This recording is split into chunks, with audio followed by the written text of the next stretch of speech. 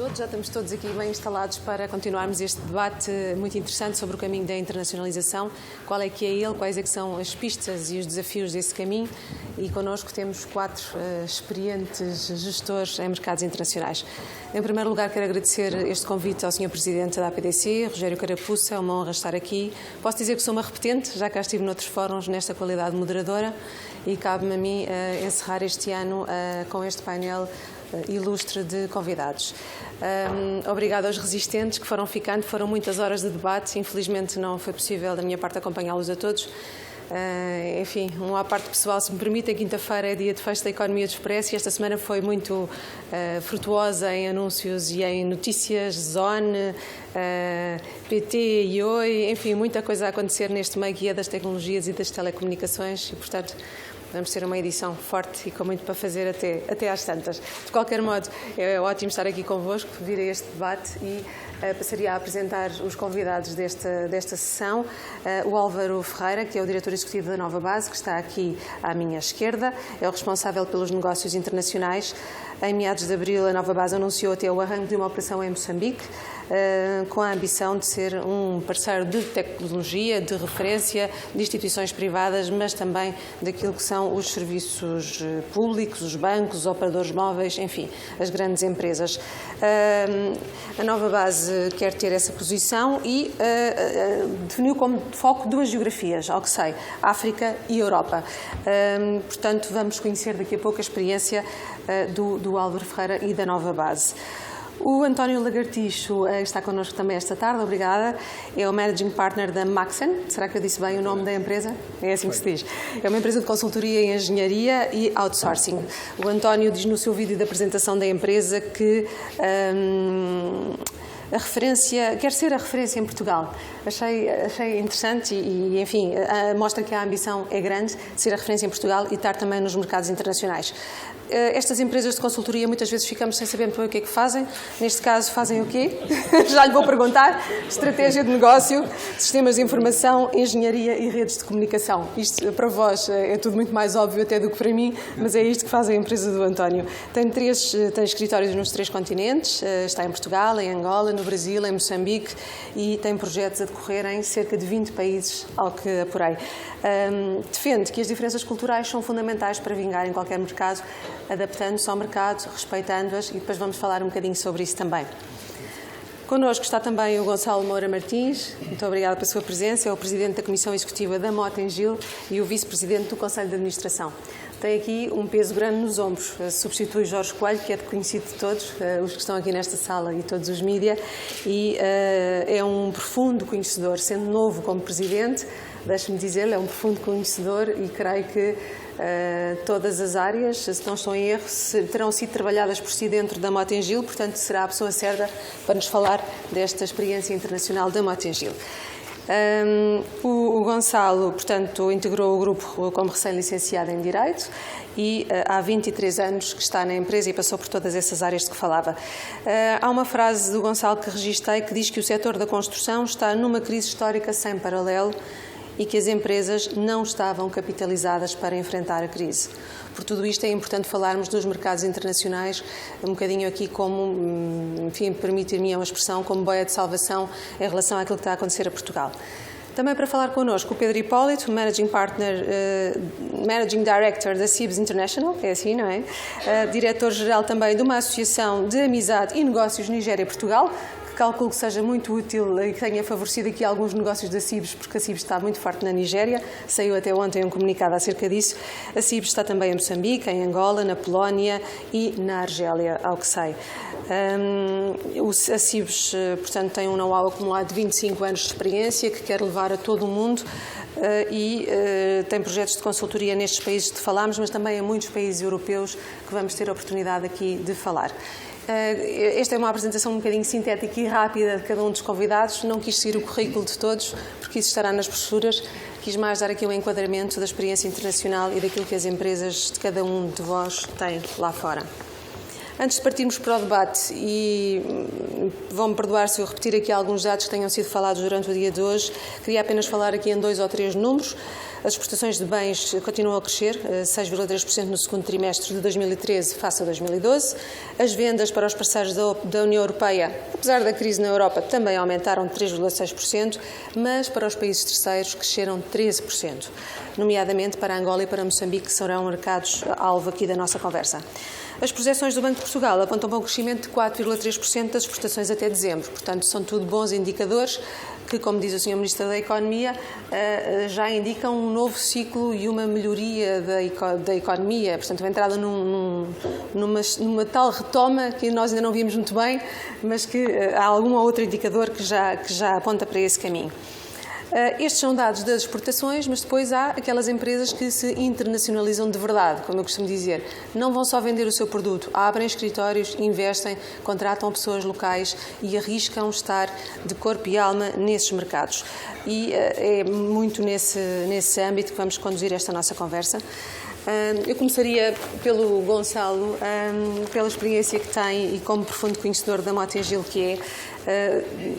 Recolhi aqui alguns dados que me dizem que nos primeiros 6 meses da atividade internacional, a atividade internacional representou 70% para a Motengil. É um peso muitíssimo grande, muitíssimo forte e isso fez crescer os lucros no primeiro semestre e tudo indica que assim continuará, sobretudo com o peso da África e da América Latina.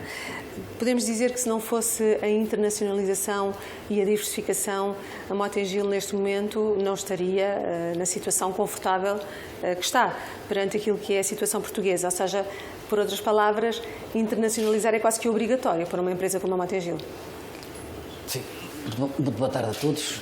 Tenho muito gosto em estar aqui. Muito obrigado pelo convite. Eu diria o seguinte, seguramente que sim, não seria a empresa que é, não seria o grupo que é. O grupo está a mudar muito rapidamente. Nós faturamos no exterior cerca de 70% da atividade, o que quer dizer que é uma empresa multinacional. Claramente, já não é o que éramos no passado, ou seja, uma empresa com um forte mercado doméstico, em que tinha um surplus, que era a atividade que fazia no exterior, como mero complemento àquilo que fazia cá. Hoje é exatamente ao contrário, é uma dependência total dos mercados externos. A nossa perspectiva, o nosso backlog, a nossa carteira contratada hoje indicia que para o ano esse número vai passar para 80%. Portanto, a dependência do exterior é cada vez mais esmagadora. Isso, obviamente, não nos assusta, dá-nos mais responsabilidade, o risco é maior, o risco cresce, o grupo e a organização têm que mudar-se, porque de uma gestão concentrada em Portugal, das competências, dos know-hows concentrados em Portugal, nós tivemos que aprender muito rapidamente, porque esta mudança foi muito rápida, por força não só do decréscimo nacional, mas por força da necessidade de abordar outras oportunidades no exterior. Eu diria que a mentalidade e a forma como se organizou e como se está a organizar e como a dinâmica do grupo e das suas estruturas responde rapidamente a esta mudança, está a ser o grande desafio do momento. Repare, são coisas muito... Eu vou dar um exemplo muito que aqui as pessoas que aqui estão perceberão rapidamente, por exemplo. Como é que eu adequo rapidamente a estrutura do meu cash flow, que muda todo para fora, uma estrutura de financiamento que está toda em Portugal?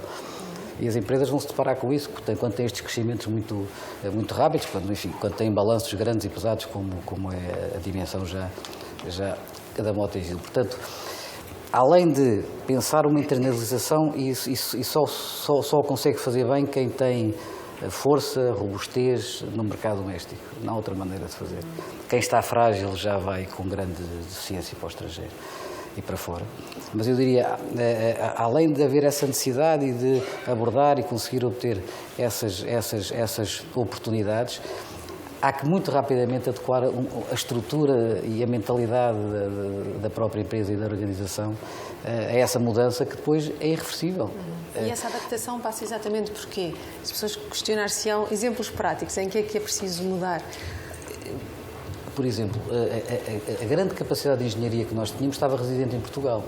Eu hoje, estou na casa há muitos anos, conheço os grandes engenheiros da casa, conheço os grandes barragistas, os grandes, diretores de produção, aquelas pessoas, os grandes engenheiros que nós temos, e de vez em quando, uma vez por ano, deslocavam-se a uma obra no exterior para dar um apoio muito específico, uma obra com uma complexidade crescente. Era algo extraordinário, não é? Agora, eu vejo os residentes da África do Sul, vejo os residentes do Peru, quando viajo e os vejo lá, encontro lá todos, não estão cá, não é? Quantas pessoas é que a Mota Gil tem é um fora? exemplo.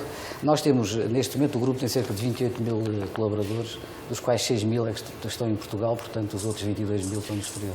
Cerca de 11 mil em África, enfim, que é o sítio onde nós temos mais, 7 mil na América Latina, 3 mil na Polónia, enfim.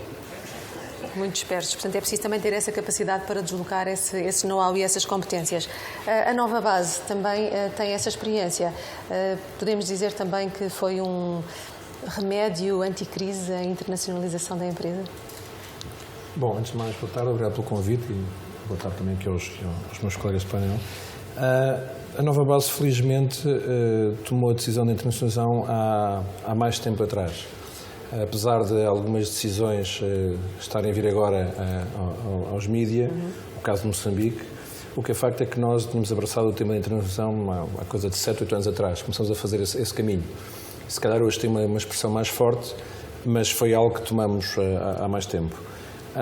O motivo porque nos estamos a dirigir para o mercado internacional é claramente uma motivação de crescimento da empresa, ou seja, percebemos que o mercado hoje português vive uma situação de algum marasmo, não estamos numa situação de não haver trabalho, não é isso, o que não há é perspectivas de crescimento claro para os próximos 5 anos. O mercado continua, digo, em torno de um valor ou até se calhar crescer um pouco. E o que nós queremos é captar outras zonas de crescimento que existem por esse mundo fora. Os primeiros resultados foram promissores, ou seja, os avanços que fomos fazendo ao longo do tempo para algumas geografias indicaram-nos que existia potencial, que aquilo que nós sabíamos fazer em Portugal era claramente apreciado além fronteiras, e hoje a estratégia da Nova Base passa claramente por uma aposta forte na internacionalização. Nós hoje temos cerca de 30% do nosso negócio já fora de portas. Acreditamos que pode crescer de forma significativa, não porque pensamos diminuir em Portugal, não é fácil. Exato. Mas acreditamos que o nosso drive vai passar nos próximos 5 anos, claramente por esse investimento na internacionalização. Acreditamos não ser impossível almejar a curto prazo estar com uma taxa na casa dos 50%. Muito bem. A internacionalização não é só Angola e Moçambique, são 2 mercados inevitáveis de falar. Pedro, que outros mercados têm potencial? A Cibos começou a se internacionalizar há 3 anos atrás. E são muito diversificados também em termos de geografias? Sim, estamos em 10 países diferentes. Temos empresas subsidiárias na Polónia, na Argélia, em Angola, na Nigéria e estamos a abrir em Moçambique. Começámos com o leste europeu, seguindo empresas portuguesas, nomeadamente o mercado da Polónia, que tem a Mota Gil, a Jerónimo Martins, o Banco Milênio, portanto temos... E foram à boleia, entre aspas, dessas grandes empresas portuguesas, ou seja, houve a tal união de que a Célia Reis há pouco falava aqui? Sim. Isso aconteceu no vosso caso? Sim, eu julgo que quem consegue abrir um mercado tem a responsabilidade, enquanto português, de ajudar as restantes empresas a lá chegarem. Para a Cibos foi importante a marca Portugal ser reconhecida na Polónia. E agora tentamos retribuir, por exemplo, no caso da Nigéria, que somos talvez a empresa portuguesa mais bem implantada, e da Argélia, que temos relações ao mais alto nível, ajudando outras empresas que nos pedem acesso. Não é para dar concursos garantidos, mas para poderem participar é preciso haver alguém que dê uma palavra. E, portanto, acho que esta rede entre as empresas portuguesas, quem está ter presente também uma missão de ajudar o resto do país a lá chegar, acho que é importante. Para nós foi muito importante e tentamos retribuir. Isso de alguma forma contraria aquele mito do umbiguismo, de que as empresas só olham para si mesmas. Isso é fácil de fazer à partida para uma Cibos, para uma Jerónimo Martins, que são grandes companhias, mas haverá outros exemplos de pequenas empresas que depois vão convosco e que serão subcontratadas ou que serão empresas de apoio que possam ir nessas missões? Sim, eu posso dizer que não divulgando demasiados detalhes, nós temos agora um projeto de grande dimensão na Argélia, do qual 10% é feito pela Cibos. 90% é subcontratado a outras empresas portuguesas muito mais pequenas, que tem agilidade e tem talentos específicos naquela área. Portanto, não vale a pena quem ganha os concursos depois ir incorporar todo o know-how e toda a capacidade quando há outras pessoas que podem fazer esses contratos. Portanto, isto é uma coisa que eu encontro nos nossos concorrentes internacionais. Quer dizer, uma empresa americana fornecer um banco americano tem vantagens óbvias e, portanto, nós os portugueses também temos que ter esta noção de rede que é importante. Não é? António, outros mercados que valham a pena onde as empresas portuguesas podem fazer a diferença? Bom, Quero contar um bocadinho da sua experiência e de quais é que têm tido melhores resultados e porquê? Boa tarde a todos. Eu se calhar começava por explicar o que é a Maxer. Pode ser, um bocadinho melhor do que eu. Bom, nós somos uma empresa de consultoria que temos de facto 3 áreas de negócio. Uma de consultoria estratégica e operacional, no fundo ajudar os nossos clientes nas áreas de negócio, customer facing. Depois temos uma área de sistemas de informação, implementação de sistemas de informação tradicional, e uma área de engenharia mais relacionada com redes de comunicações. E essencialmente é isto que nós fazemos. Respondendo à sua questão em particular, a nossa estratégia, e felizmente eu faço um bocadinho, copio aquilo que disse há pouco o meu colega da Nova Base, nós também começámos felizmente a nossa estratégia de internacionalização há uns anos atrás, já há uns 5 ou 6 anos, e começámos exatamente da forma que achamos correta, focados naquilo em que somos realmente bons. E eu acho que isto é uma lição para toda a gente que quer fazer um processo de internacionalização, e em particular para as empresas portuguesas, e se quiser ainda especificar mais para empresas pequenas como é o nosso caso. Não vale a pena estar doente e tentar ir para fora salvar-se. Isso não vai resultar. Como o Gonçalo também frisava há pouco. Isso não vai resultar. Okay? Tem que ser bons a fazer cá dentro primeiro, para depois acharem que vão ser bons a fazer lá fora. Não tentar ir fazer lá fora aquilo que não se faz bem cá dentro. Pronto. Agarrando um bocadinho nesta estratégia, nós agarramos e percebemos onde é que nós conseguimos ser diferentes também lá fora. Ou seja, procurar um fator diferenciador. Porque E qual é que é esse fator diferenciador da Maxer? Em primeiro lugar, no nosso caso, é a capacidade de concretização. Eu vou puxar um bocadinho a brasa à nossa sardinha. Eu acho que já foi aqui muito sebejamente dito ao longo desta tarde, mas os profissionais portugueses são de facto melhores, ou eu diria que estão ao melhor nível daquilo que se encontra a nível internacional, para ser simpático. Ou seja, não é por falta de cérebros que não teremos sucesso com os nossos projetos? Não é, pelo menos hoje. E uma das preocupações que eu deixo aqui como reflexão é exatamente o sistema de ensino e de educação em Portugal. Com toda a crise que estamos a viver, por favor, não deixar de apostar nesse setor. Porque é isso que nos faz diferente e é isso que nos vai permitir, enquanto país... Mas o que está a dizer é que, afinal, o nosso sistema de educação até é bom? É bom. É bom, não tenha dúvidas. Não fica atrás dos outros internacionais. Não tenha qualquer dúvida. Nós, em termos técnicos, damos cartas lá fora enquanto profissionais. E temos que conseguir continuar a ser assim. E foi um bocadinho com base neste tipo de abordagem e de qualidade dos nossos profissionais que nós encetámos o nosso caminho. E, portanto, fomos procurar, por um lado, países onde conseguíssemos fazer a diferença, mercados onde conseguíssemos fazer a diferença. Estamos a falar de África e da América do Sul mais recentemente, mas estamos a falar também de outros países da Europa. E lá está, procurámos sempre aquilo em que nós realmente já conseguimos mostrar credenciais pelo aquilo que tínhamos feito cá dentro. Não tentar fazer lá fora aquilo que nunca se tinha feito cá. E já agora, também pegando um bocadinho num outro tópico que já foi aqui mencionado hoje, eu sou, enquanto Maxen, uma prova de que as empresas portuguesas ajudam outras empresas portuguesas, porque nós somos PMEs, nós somos pequenos, não é? Quando comparado com as outras consultoras multinacionais. O meu primeiro cliente em todos os países onde eu tenho operações foi um cliente ou de capital português ou mesmo uma subsidiária de uma empresa portuguesa. É fundamental para nós ganhar uma credencial local para depois podermos ir para o mercado local. E, portanto, foi sempre. E, portanto, eu não tenho... Eu aí não sou derrotista, não é? Acho que, pelo menos no nosso caso... São alianças que funcionam. Tem funcionado. A Motengil, no caso da Motengil, parece que não há mercados difíceis para a empresa. Não é? Onde estão, conseguem mercados. Há sempre mercados difíceis. Olha, Há um mais difícil do que outro? É o português. É o português. O mais difícil de todos é o português. Considerando agora como multinacional, enfim, não vendo o mercado doméstico, diria que o mais difícil é de longe o português. De longe. É difícil crescer, é difícil ganhar obra, é difícil ganhar escala, é difícil tudo. É difícil não de crescer muito. De crescer é uma realidade e uma inevitabilidade. É difícil viver num ambiente psicológico das pessoas de depressão, de dificuldade constante. é difícil viver num ambiente onde há pouca esperança e não perceber qual é o rumo. É difícil estas coisas todas, embora se esteja a fazer trabalhos notáveis a vários níveis, enfim, o próprio governo, a sociedade, as empresas estão a resistir mesmo, mas estamos a viver um período particularmente difícil. E esta questão... E perante isso tudo, uma empresa como a Mota-Engil pondera a certa altura tirar de cá a sua sede, deslocalizar? Não, isso não tem causa. Não? Isso não tem causa. Isso não tem causa porque enfim, isso é uma decisão não do management, é uma decisão dos acionistas e eles claramente... Queria nós tentar temos muito orgulho e gostamos aqui uma muito... notícia. Não, ouça, não recolhe esta não.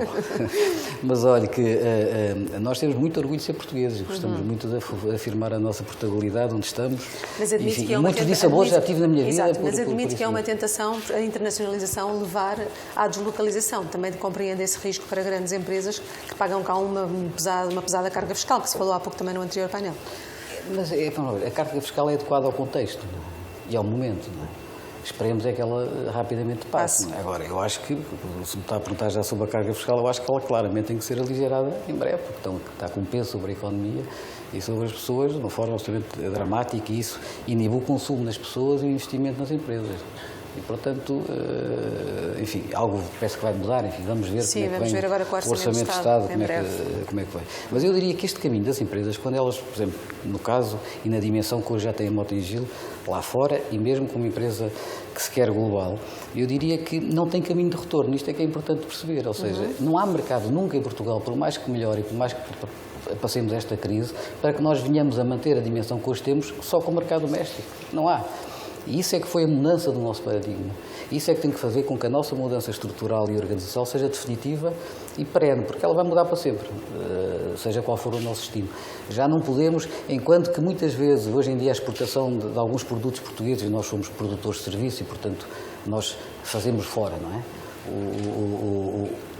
O que acontece muitas vezes é que eles estão a exportar aquilo que já faziam no passado, mantendo a produção que tinham, que não conseguem vender já cá, mas já que venderam. Um dia que isto melhore, até pode ser que possam recomeçar a vender cá e a deixar de fazer tanto. Espero que não, mas enfim, que aumenta nesse caso a produção. Mas essa é a grande mudança, digamos assim, de paradigma do meu grupo e que nós estamos a enfrentar. E que é um desafio da organização. Claro.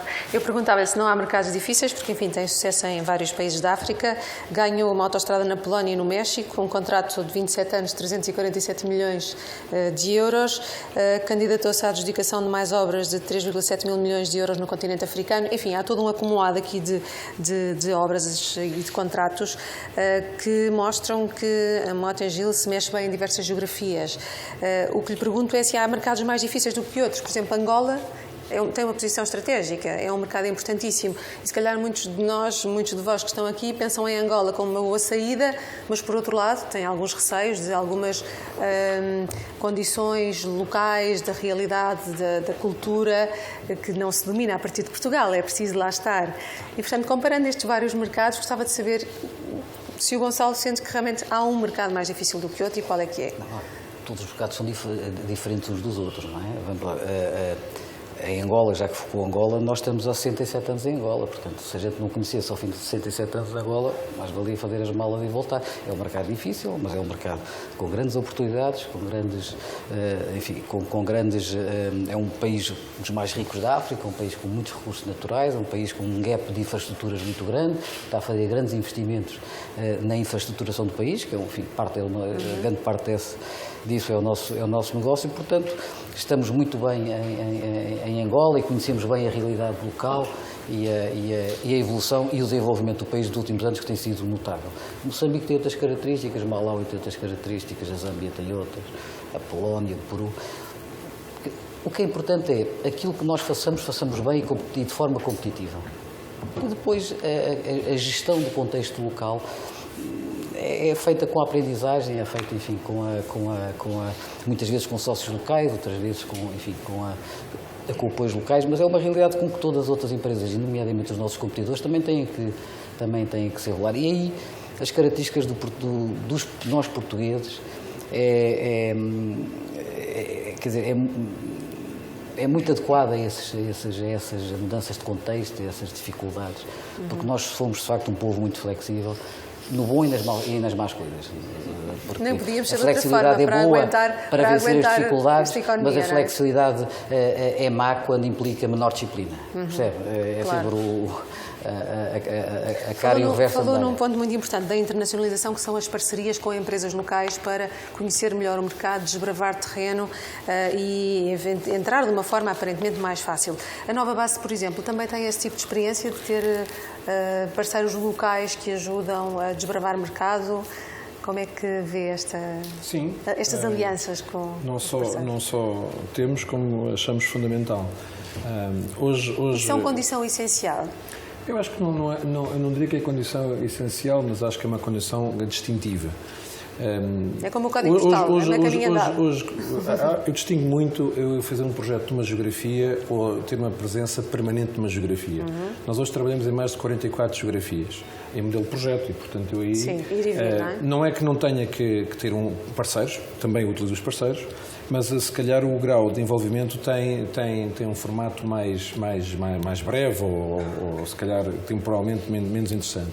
Quando nós estamos a pensar estar numa geografia no médio e longo prazo, há claramente um compromisso com a geografia em causa e que passa muito também por as pessoas que estão do lado de lá perceberem as verdadeiras intenções e o que é que nós queremos criar.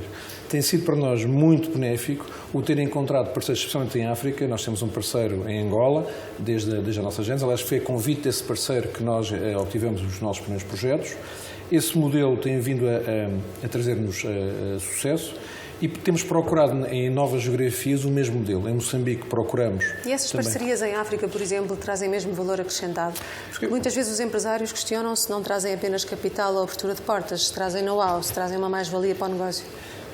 Assim, em todo lado há bons e maus parceiros. E, portanto, isto é como um casamento. Se uma pessoa se casa com a primeira pessoa que conhece, às vezes por três pode ter um casamento um bocadinho desastroso. Portanto, é bom namorar primeiro, saber ao que vamos e se as intenções são sérias.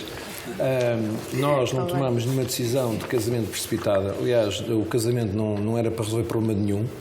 Então não é bom casar para resolver problemas, isso não é bom caminho. E, portanto, o que nós fizemos foi, acima de tudo, fazer algum trabalho em comum com os potenciais parceiros, perceber onde é que eles aportavam valor. Recolhemos informação também nas geografias sobre que tipo de parceiro seria o mais indicado, procuramos informação e tentamos tomar uma decisão informada, pensando sempre que é uma decisão de médio e longo prazo. Ou seja, muitos dos problemas que eu tenho assistido em alguns avanços com parcerias ou com sócios é que se percebe que aquele parceiro é muito importante para ganhar um negócio X. O problema Mas deixa de ser útil. O problema é que, repare, nós estamos a atuar de forma indireta em Angola há quase 9 anos e de forma direta há 5 anos. No negócio do IT, não há negócios com uma durabilidade ou com uma visibilidade a mais de 3, 4 anos. E, portanto, a gente tem que perceber que se aquele parceiro nos traz aquele negócio X ou nos ajuda a ganhar aquele negócio X, temos que pensar, e o dia seguinte? E nós vamos crescer juntos, vamos amadurecer juntos. E é uma relação que tem que ser estimada e que tem que ser frutuosa. Portanto, é importante escolher bem e depois valorizar a relação. O que é que os parceiros trazem mais ali ou o que é que podem ajudar? Podem ajudar de muitas maneiras. Eu acho que ajudam claramente no conhecimento da situação, ajudam numa sessão de posicionamento, de perceber também quem é quem,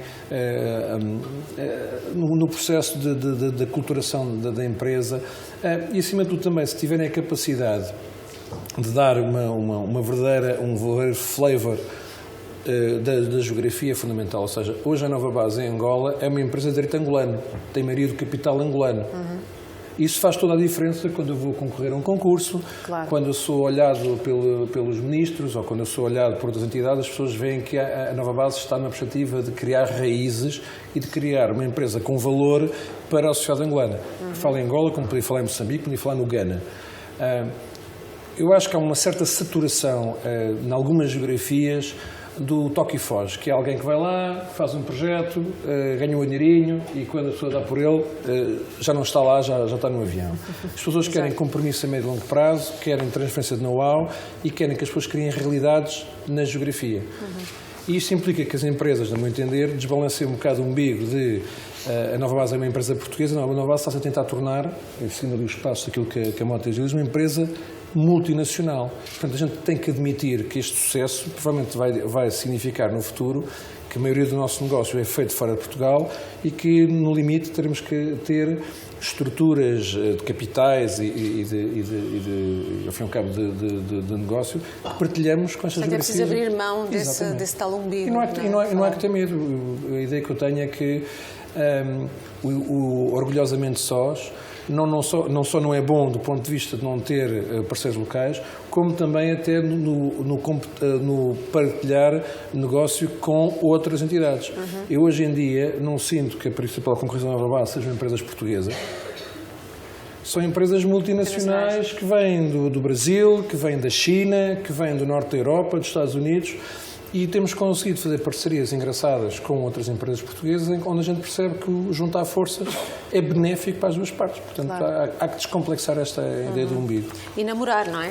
Não se esqueçam, temos pessoas a namorar cuidado, bem parceiros. mas namorar sempre, é sempre um conselho. António, sendo a Maxen uma consultora estratégica de negócio, identifica de algum modo, ou a empresa ou o António, alguns setores onde é mais fácil internacionalizar? É mais fácil se eu tiver uma empresa de sapatos, ou de estradas, de obras públicas, ou de multibanco?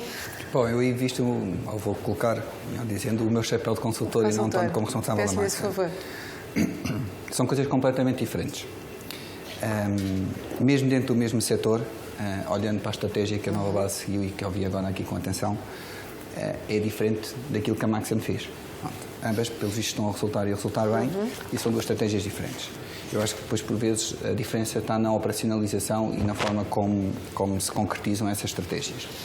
Mas quando olhamos e quando ainda complicamos mais um bocadinho essa análise, que foi o que me pediu, olhando para diversos setores, eu acho que há logo uma distinção muito grande que tem que ser feita e que normalmente conduz a resultados diferentes em termos da estratégia melhor para se adotar. Se é uma empresa que tem um produto, se é product-oriented, ou se é uma empresa meramente de serviços. E isto é completamente diferente. Isto porquê?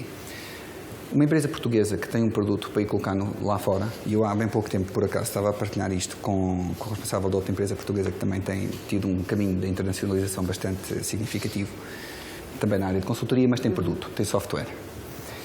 E a estratégia de colocar um software no mercado para ser líder a nível mundial, vamos dizer assim, é completamente diferente se quiser ir prestar serviços. Vamos ver.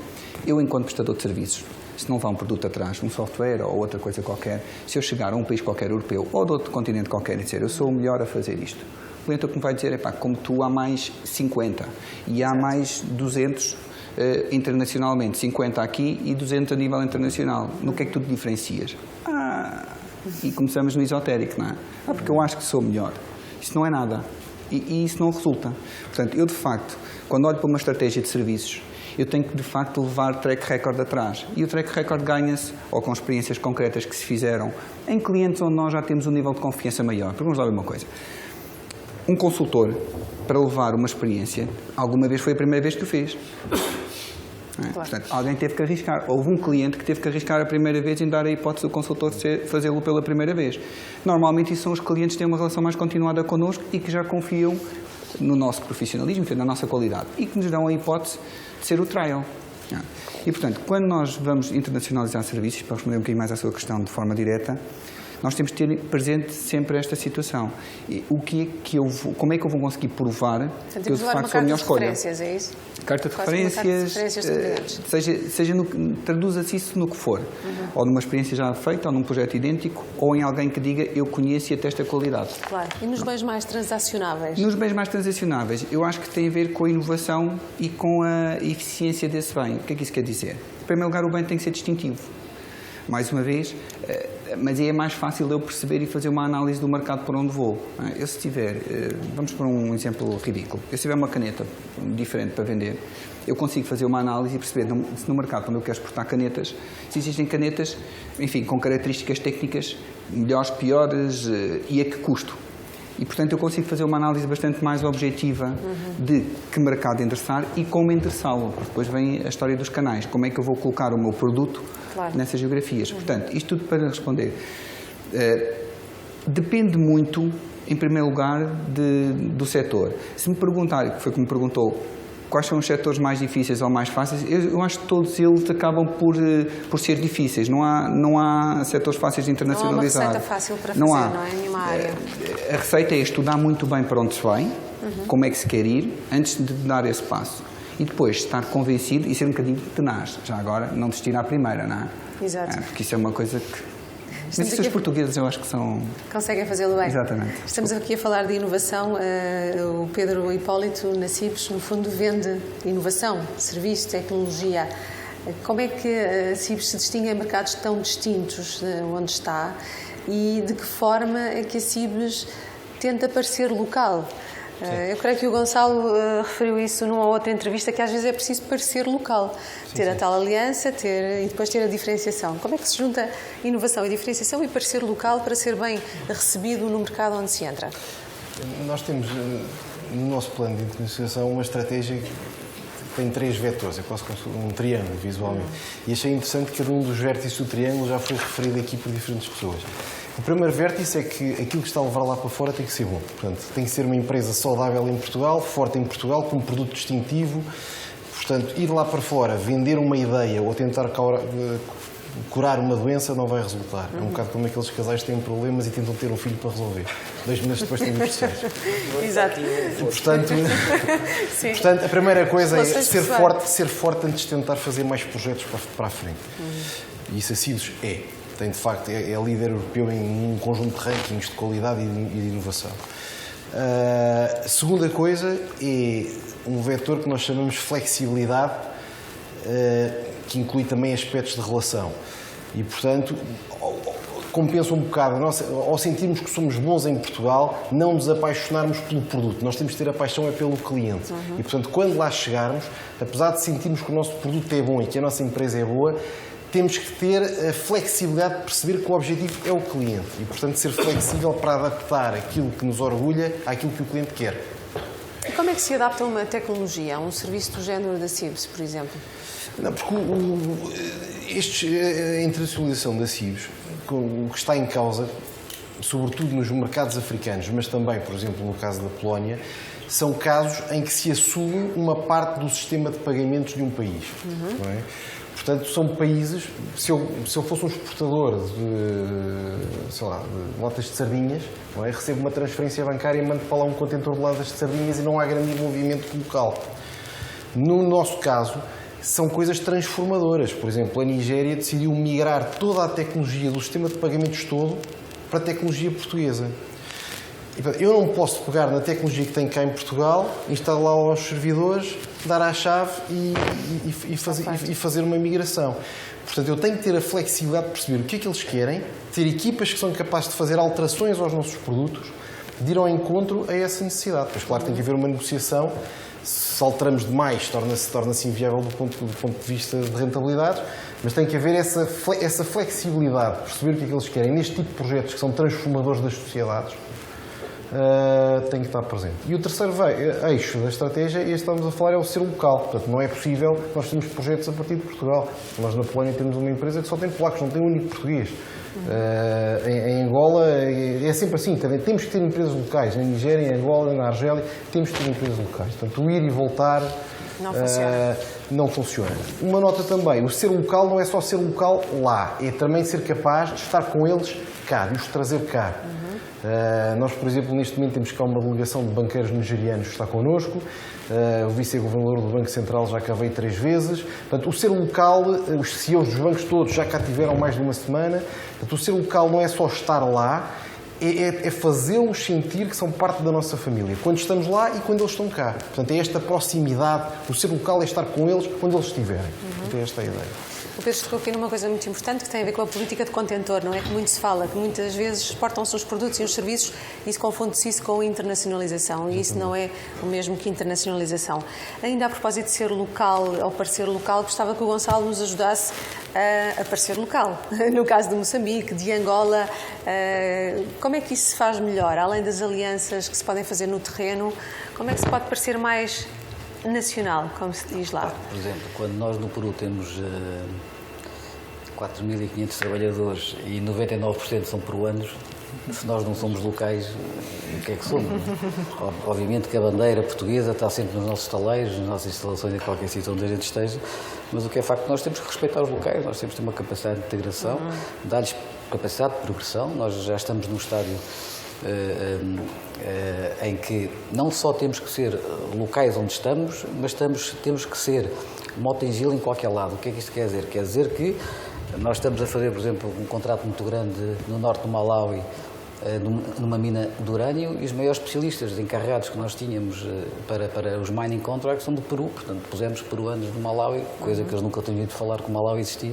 Exato. E eram pessoas felizes até lá, mas depois tiveram que ir para o norte do Malawi. Embora a 4 mil metros de altitude dos Andes, onde eram as minas onde a gente trabalhava, levámos para lá. Isto para dizer que, obviamente, essa integração de empresas que têm a sua produção local, que têm uma quantidade muito apreciável de colaboradores locais, que têm as suas carreiras, que têm a sua integração na nossa empresa, que absorvem a nossa cultura, que ficam curiosos por conhecer Portugal, ficam curiosos para saber a história de Portugal, ficam curiosos para saber para quem é que estou a trabalhar, e nós incentivamos isso muito porque é muito importante e temos muito orgulho que assim seja. Obviamente que nós temos que fazer o caminho inverso, e é com um esforço muito maior que o deles. Nós então temos que aprender ainda mais sobre eles, temos que aprender mais sobre o país deles, temos que aprender mais sobre o contexto onde nós nos movemos, e só assim é que podemos ter sucesso. Isso faz com ou sem parcerias, depende do país. Nós temos casos de parcerias de muito sucesso e geralmente fazemos com parceria. É impossível trabalhar no setor da construção no Brasil se não tiver um parceiro, não existe isso. Não acontece de lado nenhum, é um conto de fadas. E noutros países é a mesma coisa, portanto, isto também é saber ser local, é perceber essa realidade. Pronto. Então, comprar uma empresa, ou comprar uma parceria numa empresa, ou comprar parte do capital, como nós fizemos, por exemplo, no Brasil, mas noutros países é diferente. Por exemplo, o México é um país continental, e isso implica o quê? Implica que nós tivemos que ter uma abordagem a nível de parcerias completamente diferentes, que é, os Estados federados são Estados muito fortes do ponto de vista da sua economia, e têm a sua idiosincrasia própria, e portanto não faz sentido, a não ser que a parceria fosse com o Sr. Slim, mas ele infelizmente não estava disponível, para fazer uma parceria global para o México. O que é possível e faz sentido é fazer parcerias Estado a Estado. Estado de Veracruz, Estado de Sender, etc. Estado, Distrito Federal, etc. E é assim que nós atuamos. Portanto, esta aprendizagem, para que as coisas corram bem, cabe-nos a nós fazê-la, e, portanto, isso exige uma integração local muito forte e uma aprendizagem constante. Essa aprendizagem no terreno fará também com que os portugueses se adaptem à forma de trabalhar e até às exigências locais. Por exemplo, no caso de obras públicas, de construção de projetos, empresas como a Motengil têm de se adaptar a um determinado tipo de exigências, de preferências, de arquitetura, de materiais que são utilizados. Existe esta adaptação a este nível concreto e prático? Total, porque obviamente a construção é uma tecnologia relativamente disseminada no mundo e disponível em todo lado, mas obviamente que, enfim, tem traços muito específicos consoante a complexidade da obra, mas também tem muitos traços específicos locais, do contexto local. E nós já lhe pediram assim alguma obra muito excêntrica num país muito diferente de Portugal? Não, excêntrica, o que é que posso dizer? Quanto à sua utilidade ou quanto à sua... nós já fizemos obras... Não, nós já fizemos obras lindíssimas, com pouca utilidade, e obras muito feias, com enorme utilidade. E às vezes esta proporção é exatamente inversa. Mas por exemplo, vou-lhe dar um exemplo para ver como é curioso esta... Nós trabalhamos em vários países com níveis de maturidade e desenvolvimento diferentes. Há países onde nós temos que levar a indústria toda. Nós temos 1.200 expatriados e eu tenho um nível de expatriação em Angola ou nos países da África que não tenho no Peru. Eu não levo um encarregado para o Peru, eu não levo um manobrador para o Peru, mas levo para Angola, enfim, levo ao nível de oficiais, porque normalmente a expatriação ao nível global faz-se na alta gestão, no top management e faz nos skills de engenharia puros. Depois aprofunda-se para baixo na hierarquia das funções em função do grau de desenvolvimento dos países. Mas, por exemplo, uma coisa tão curiosa como isto, eu ter empresas portuguesas terem o seu procurement, engenheiros portugueses, faz aumentar enormemente a compra aos países, a Portugal. que é uma coisa tão simples como claro. isto. E quando a gente explica isto aos senhores que nos governam, eles têm alguma dificuldade. Quer dizer, são coisas muito simples como isto. Aumente lá as linhas de COSEC, aumente lá as formas de apoiar os países. Porque a referência de quem compra é de toda a vida aquela onde ele trabalhou, que foi em Portugal. Então ele sabe que tem um problema de alumínios, tem um problema, seja do que for, ele vai comprar onde sempre compra, não tendo no país local. Não é? E, portanto, é aquela rede que se falava há pouco, que é muito importante, que o português gosta do português, é uma coisa... A gente quando encontra um português em qualquer lado do mundo é uma festa, não é? Claro. Nós temos os dois uma festa, mas é uma coisa curiosa. A Mota-Engil tem um programa muito curioso, que é, e muito útil, e eu acho que é muito válido, que é uma capital de risco que criou com a ICEP, mais com a Caixa Geral de Depósitos, em que recebe propostas periodicamente de empresas portuguesas que se querem internacionalizar para o país onde nós estamos.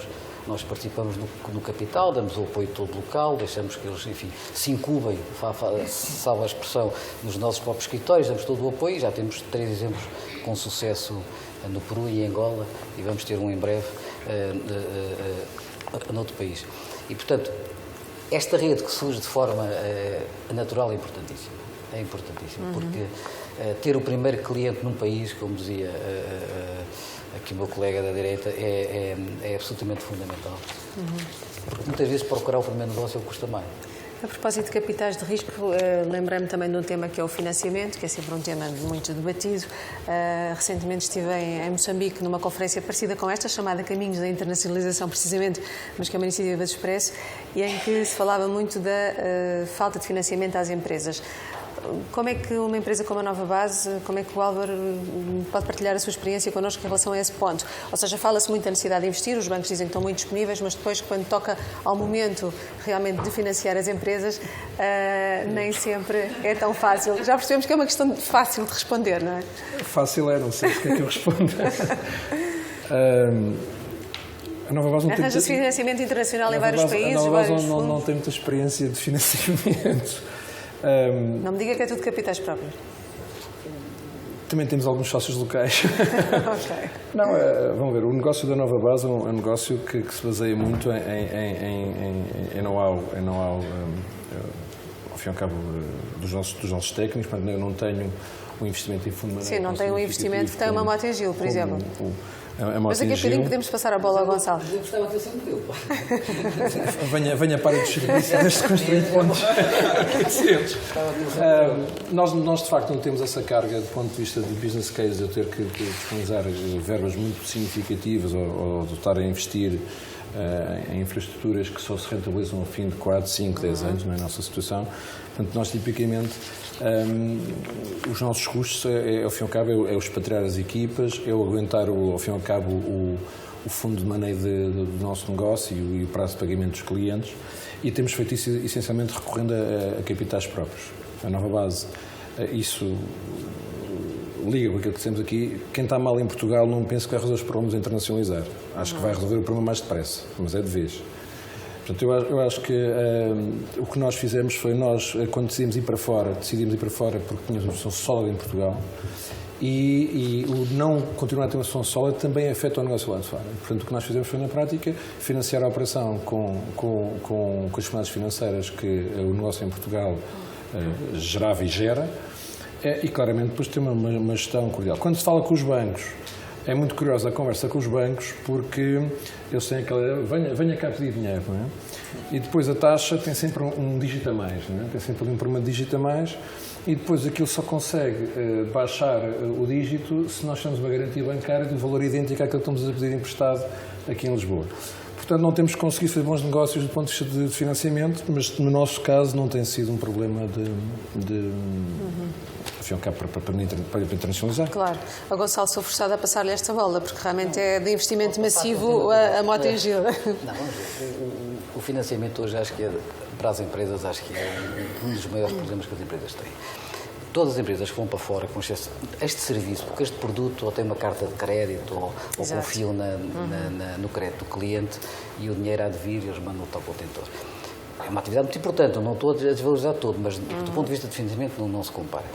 As empresas portuguesas, quando precisam de financiar serviços produzidos no exterior, têm uma dificuldade enorme. Primeiro, tem o estigma de ser portugueses e de ser europeus. Depois, todas as empresas europeias tem um nível de estrutura de balanço totalmente desadequado ao que se praticava na América Latina, por exemplo, na América, em que os níveis de alavancagem das empresas são infinitamente inferiores, a capitalização das empresas, por deficiência até do próprio sistema financeiro e porque eram mercados muito expostos a variações cambiais brutais. E então expunham-se muito pouco ao crédito banqueiro, portanto, tem pouca cultura de alavancagem. E, portanto, mesmo os nossos que já estão balanços mais compostos do que eram no passado, na grande euforia do crédito, quando a gente pensava que ele era infinito e ilimitado, e depois enganámos, o que acontecia era que, mesmo agora, eles acham que está muito alavancado. E, portanto, temos dificuldades, genericamente, as empresas europeias, por força desta alteração do paradigma. Em África, os sistemas financeiros estão muito pouco desenvolvidos. Portanto, nós, o que estamos, obviamente, para o modelo perfeito para uma multinacional é ter um hedging natural do seu balanço. O ativo e passivo no sítio onde ele é produzido e gerado. E nós, hoje, o maior esforço que a gente está a exigir aos nossos acionistas é que o risco continua todo concentrado na cúpula, mas está disseminado em vários países onde estamos. Esta alteração de paradigma, que é importante que tenha a compreensão da banca portuguesa, o apoio, muitas vezes, do Estado português e, muitas vezes, o tempo para nos deixar criar relações de proximidade no mercado onde estamos, porque a banca faz de proximidade, de conhecimento, de tempo. As empresas têm que o ter, não é? E enquanto não o têm, precisam da banca portuguesa. Portanto, para quem vai pela primeira vez, tem de ir com o financiamento assegurado pela banca portuguesa. E como agravante, se permite só mais um segundo, que é o problema dos ratings dos bancos portugueses, que é uma coisa dramática. Vocês chegam ao Peru e apresenta o melhor banco português, não é aceito. Não é aceito? Não, com o rating que eles têm hoje, que é igual ao da República, é um drama. É uma dificuldade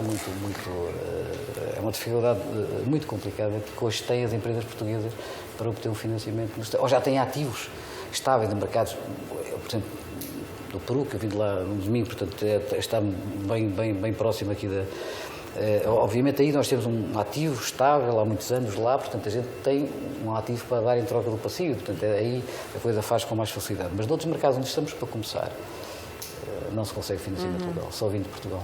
Falando de rating, Pedro, muitas vezes as empresas portuguesas, quando vão para fora, também são encaradas como lixo, tal como o país e os ratings do país e da dívida, dos juros e tudo mais.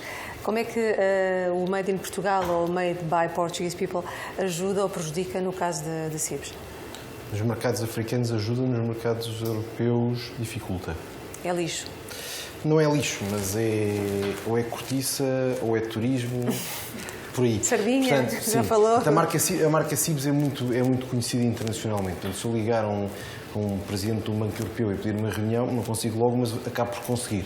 E, portanto, reconhecem a marca, reconhecem o estatuto e recebem-nos. Mas se começarmos a explicar na Europa que somos o número 1, por exemplo, em número de transações em ATM per capita e que temos 100 funções diferentes no ATM, quando eles têm só 5. Qual é que é a primeira reação? A expressão do outro lado é aquela cara está bem, de grande treta, não é? Quer dizer, nota-se que este tipo deve estar aflito em Portugal e agora veio aqui tentar uma reunião. E só quando os trazemos cá é que eles realmente percebem que isto não é o país nem da cortiça, nem do turismo, por aí. Portanto, que temos coisas tecnológicas, que temos know-how. Portanto, na Europa sinto isto. Em África, acho que é muito diferente. Nós também temos de ter consciência da nossa posição geográfica. Quer dizer, eu dentro do range Lisboa-Bucareste, à mesma distância, tenho o Mali, tenho Burkina Faso. Quer dizer, se eu disser a distância Lisboa-Funchal, nem Paris aparece neste range. Neste raio, está a ver?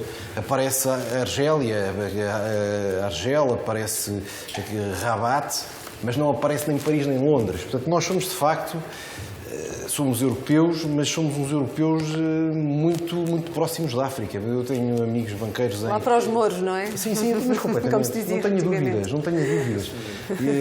Não sei se isto é muito popular a dizer, mas quem tem negócios na Argélia, como eu tenho, encontra duas coisas. Por um lado, na perspectiva deles, a África acaba nos Pirineus. Porque, quer dizer, é verdade. E, portanto, nós somos uma espécie do super norte da África.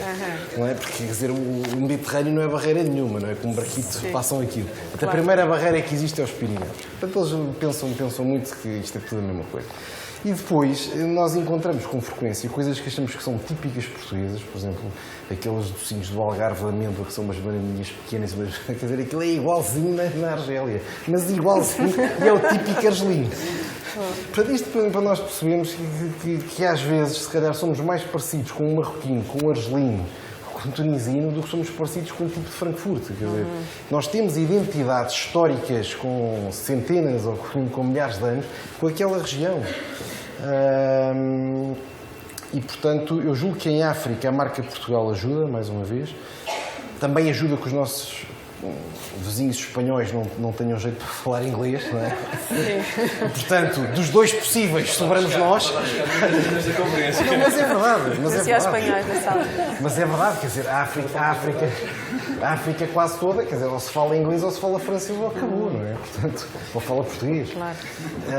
E, portanto, em África ajuda a ser português. Na Europa é preciso explicar muito. Estas questões levam-nos à multiculturalidade, que é um tema que vou perguntar aqui ao António, que, enfim, disse em algumas entrevistas que defende muito a adaptação multicultural aos países e aos parceiros, multicultural, de atitude, de comportamento, enfim, da forma de pensar, como o Pedro também está a referir.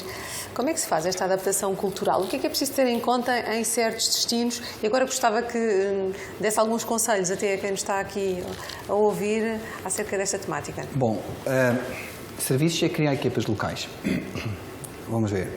Eu defendo que...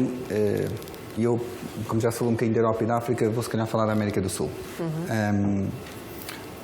O brasileiro, isto repete-se muitas vezes, é uma expressão que se utiliza muitas vezes, que é o brasileiro recebe-nos sempre de mãos abertas, ou de braços abertos, dificilmente os fecha, não é? E é verdade. E é verdade. Isto é verdade. É verdade.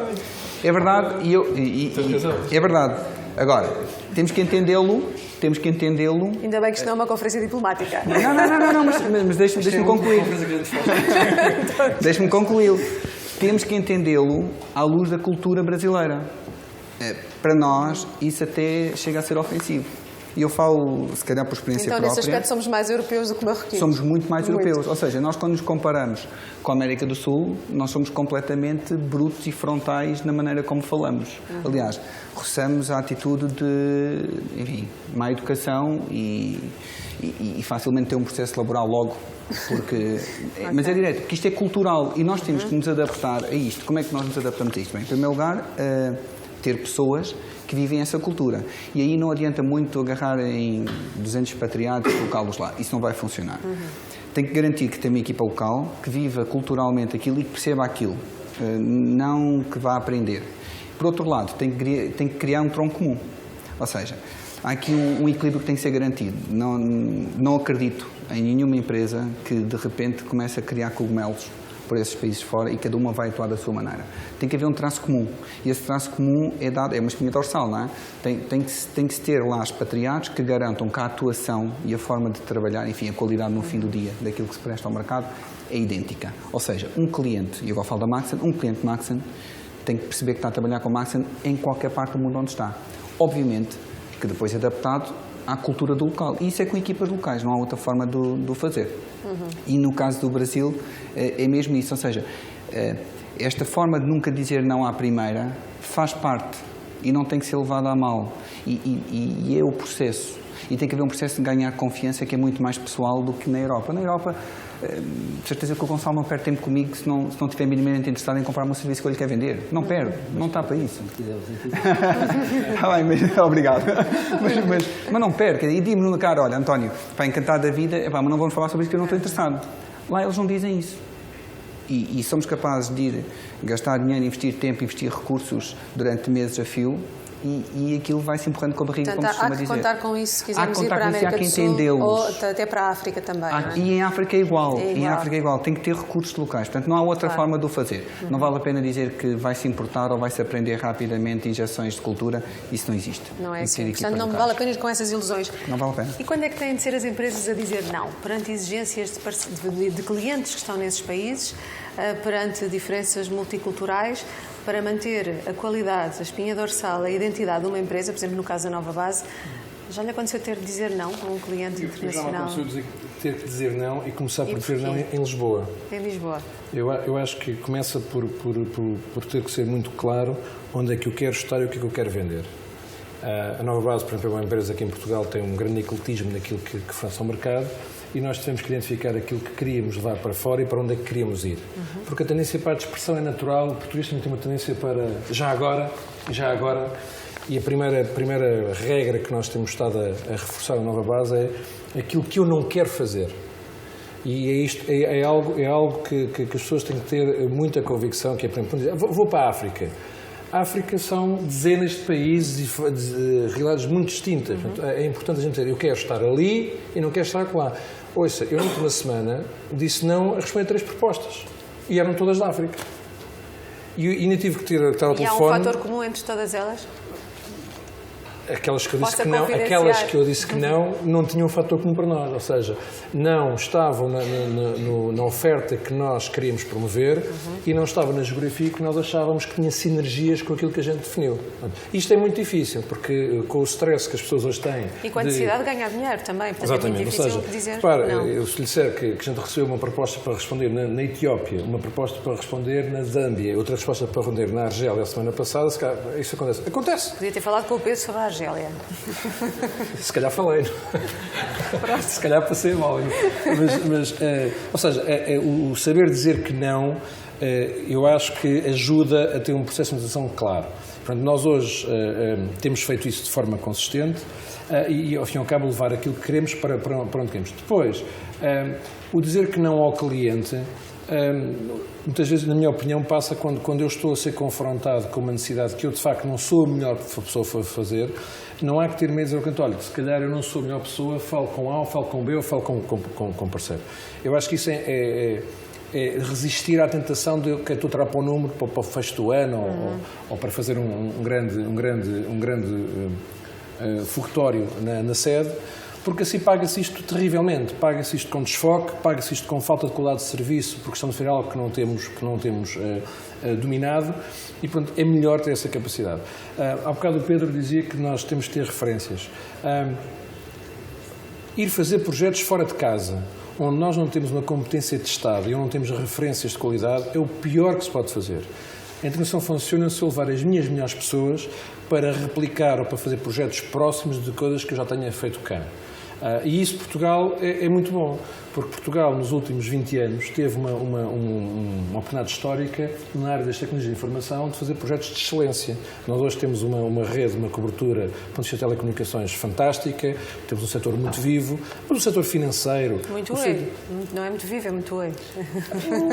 Não sei do que é que está a falar. Eu falo das empresas portuguesas com quem nós temos trabalhado, cá, a PT, a Vodafone, a Zone, que encetaram nos últimos 20 anos projetos transformacionais brutais. Estou a falar de uma Cibes, que é do mais sofisticado que se pode ter do ponto de vista de sistemas de pagamentos, estou a falar de uma Brisa, estou a falar até de coisas tão simples como o sistema de transporte de do Porto. Nós hoje temos um cartão que é o Andante, que é um case study que a gente pode levar para qualquer parte do mundo.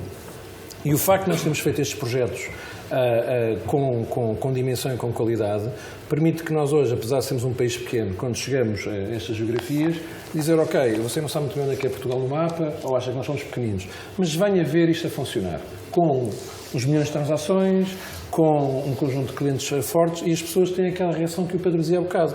Bom, mas vocês em Portugal têm um sistema de pagamentos do mais sofisticado que existe. Vocês têm uma área de telecomunicações ao melhor nível de qualquer país do mundo, ou um sistema bancário, já me ia esquecendo desse. Nós hoje temos em Portugal sistemas do mais sofisticado ponto de vista de relação com o cliente, ou, enfim. E é estas referências que nós temos que projetar. Portanto, o que é que a gente tem que fazer lá fora? apostar nestas referências, trabalhar à volta delas e ser muito seletivos quando nos prometem, então, mas não quer fazer outra coisa qualquer. Não quero, falo com outro. Educadamente, naturalmente. E esta diferença, se eu disse dizer que não pela positiva, no meu entender, eu acho que torna as empresas resilientes. Muito bem. Grandes mensagens para quem quer internacionalizar. Nós estamos às 20 para as 7. Eu vou só pedir para uma ronda final um conselho que eu ainda não tenha tocado, abordado, questionado, e que o Pedro queira deixar a quem nos está aqui a ouvir. Um conselho prático para quem quer lançar-se no mundo internacional. Eu acho que o primeiro conselho que tenho a dar é identificar aquilo em que a organização é boa à partida. Portanto, é aquilo que já falámos. Não é só uma organização ter que ser sólida, em que é sólida e especificamente qual é a área em que vai apostar. Não resulta chegar a um novo país e dizer sou bom em tudo. Não vai funcionar. Tem que ter uma vantagem competitiva qualquer, uma ideia qualquer para um projeto muito concreta, muito específica, em que consiga depois mostrar que de facto é distintivo. Muito bem. Gonçalo, quer-nos deixar um conselho final? Eu diria apenas que a internacionalização deve ser não deve ser fruto de uma emergência de um momento, mas deve ser fruto de uma estratégia bem pensada e deve ser sempre feita nos bons momentos, quando a empresa está sólida, quando está saudável e não ao contrário, porque não vai resultar. Nos bons momentos da empresa, porque se for do país nunca saímos daqui, não é? Não pode ser. Não, também não seja tão pessimista. Não, mas está a falar dos bons momentos da empresa quando a empresa está capitalizada e está sólida. Seguramente. António. Bom, eu agarrava em dois, já que estamos a dar uns conselhos para o terceiro, não é? Concordo completamente com estes dois. Eu acrescentaria ser tenaz e não desistir à primeira.